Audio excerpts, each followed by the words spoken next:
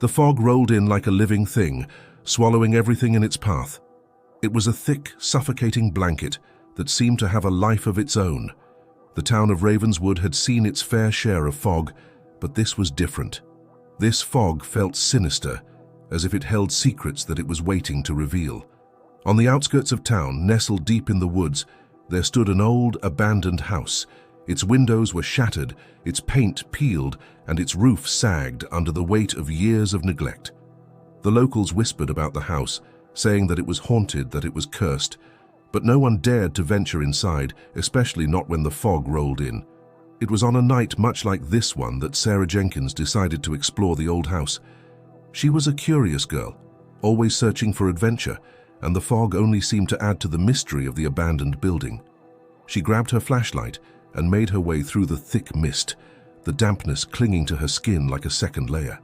As she approached the house, she could feel a chill run down her spine. The fog seemed to thicken around the old building, wrapping it in a cocoon of darkness. But Sarah was undeterred.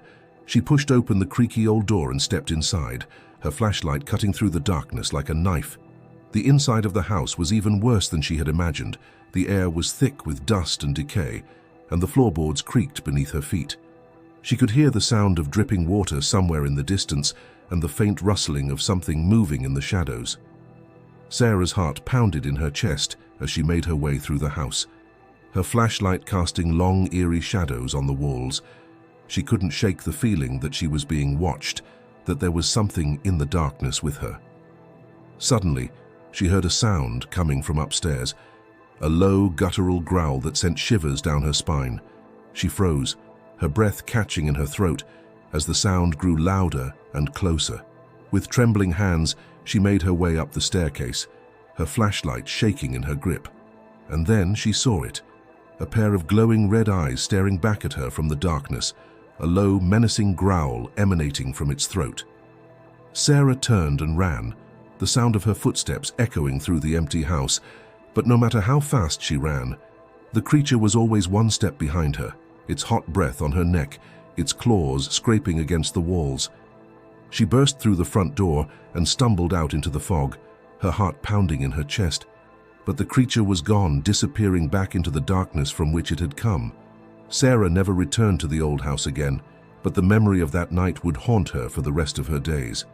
And as the fog rolled in once again, the residents of Ravenswood whispered about the girl who had dared to venture into the darkness and the creature that had chased her out.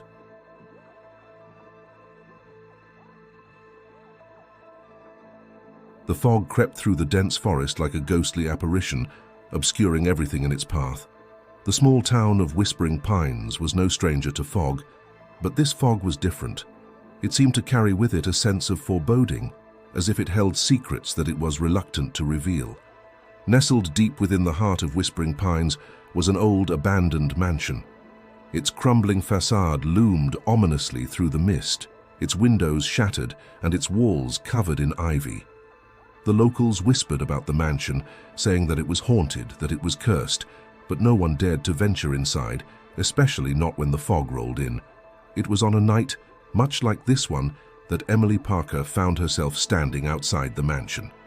She had heard the stories, of course, but she was never one to believe in ghosts. To her, the mansion was nothing more than an abandoned building, a relic of a bygone era.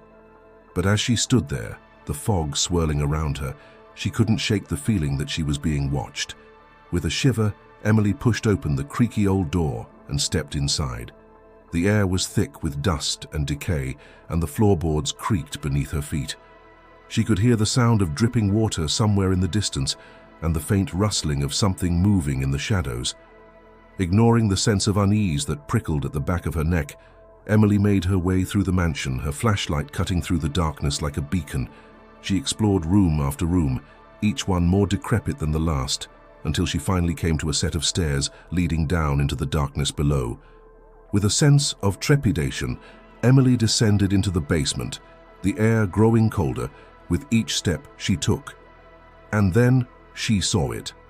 A figure standing in the darkness, its eyes glowing with an otherworldly light. Emily's heart pounded in her chest as she stared at the figure, her mind struggling to make sense of what she was seeing, and then, with a suddenness that took her breath away, The figure lunged forward, its mouth opening in a silent scream. With a cry of terror, Emily turned and ran, her footsteps echoing through the empty mansion.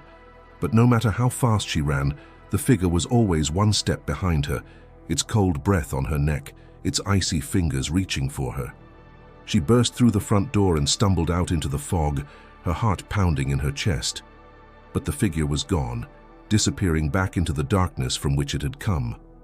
Emily never returned to the mansion again, but the memory of that night would haunt her for the rest of her days. And as the fog rolled in once again, the residents of Whispering Pines whispered about the girl who had dared to venture into the darkness and the figure that had chased her out. The fog descended upon the small coastal town of Greenwood Cove like a shroud, enveloping everything in its dense grey embrace. It was a fog like no other, thick and suffocating, swallowing the world whole. The residents of Greenwood Cove knew better than to venture out in such weather, for the fog was said to be cursed, a harbinger of darkness and despair. But Sarah had never been one to heed warnings. She was drawn to the mysteries that lurked within the fog, the stories of lost souls and haunted places.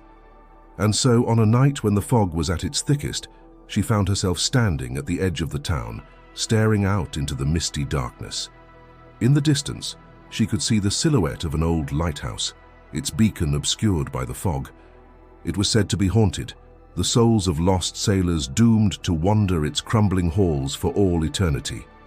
Sarah's heart raced with excitement as she made her way towards the lighthouse, the fog swirling around her like a living thing. The closer she got, the thicker the fog became, until she could barely see more than a few feet in front of her. But still, she pressed on, the thrill of adventure driving her forward. When she finally reached the lighthouse, she could feel a chill run down her spine. The air was thick with the smell of salt and decay, and the sound of crashing waves echoed in the distance. With trembling hands, Sarah pushed open the creaky old door and stepped inside.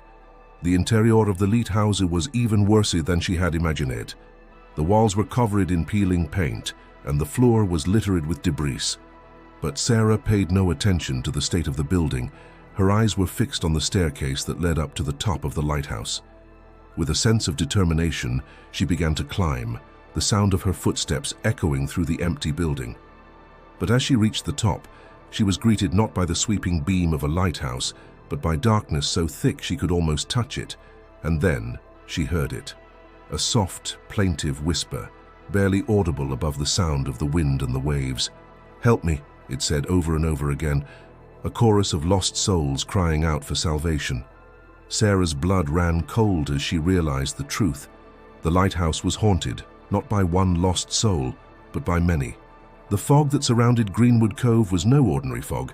It was a prison for the spirits of the dead, doomed to wander the earth for all eternity. With a cry of terror, Sarah turned and ran, the sound of her footsteps echoing through the empty lighthouse. But no matter how fast she ran, the whispers followed her, a constant reminder of the darkness that lurked within the fog. She burst through the door and stumbled out into the night, the fog swirling around her like a living thing. But as she looked back at the lighthouse, she could see the faint outline of a figure standing in the doorway, its eyes glowing with an otherworldly light. Sarah knew then that she would never be free of the fog, that its darkness would follow her wherever she went.